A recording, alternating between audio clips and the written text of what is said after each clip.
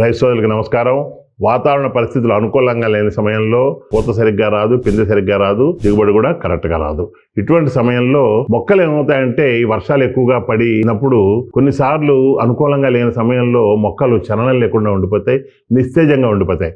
మొక్కల్లో జరిగే జీవన ప్రక్రియలు జరగవు, ఒకవేళ జరిగినా చాలా నెమ్మదిగా జరుగుతాయి.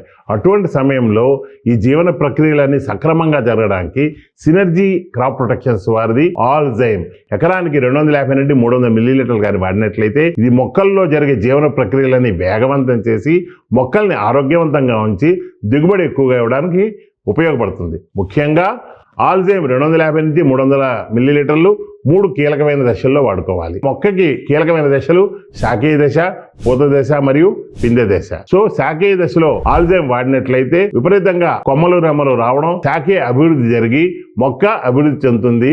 అదేవిధంగా పూత సమయంలో వేస్తే పూత బాగా వస్తుంది, వచ్చిన పూత నిలబడుతుంది, పూత రాలడాన్ని అరికడుతుంది. అంతేకాకుండా పూతని 80 నుండి 80% వరకు పెంచేటట్టు చేస్తుంది అనమాట. అదేవిధంగా పిందె సమయంలో వేస్తే పిందె సైజు బాగా పెరుగుతుంది, కాయ సైజు పెరుగుతుంది, ఆరోగ్యంగా పెరుగుతుంది, అందులోనూ ఉండే పత్తి కూడా పూర్తిగా నిండుకుంటుంది అనమాట. ఈ విధంగా పత్తి పంట కీలకమైన దశల్లో మన శాఖీయ దశ మరియు పూత దశ మరియు పిందె సమయంలో కానీ సినర్జీ క్రాప్ ప్రొటెక్షన్స్ వారి ఆల్జైమ్ ఎకరానికి 250 నుండి 300 మిల్లీలీటర్లు వాడినట్లయితే పూత బాగా రావడం, శాఖలు బాగా రావడం, అంతేకాకుండా పిందె కాయ కూడా బాగా వచ్చి ఎక్కువగా దిగుబడి ఎక్కువ ఇవ్వడానికి చాలా సపోర్ట్ చేస్తుంది. కాబట్టి గుర్తుపెట్టుకోండి, సినర్జీ వారి అన్ని పురుగు మందులతో, తెగుళ్ళ మందులతో కూడా ఈ మందులు కలుస్తాయి. కాబట్టి కంపల్సరీ ఆల్జైమ్ ని శాఖీయ దశలో, పూత దశలో మరియు పిందె సమయంలో ఖచ్చితంగా వాడండి. అధిక దిగుబడులకి అవకాశం ఇవ్వండి.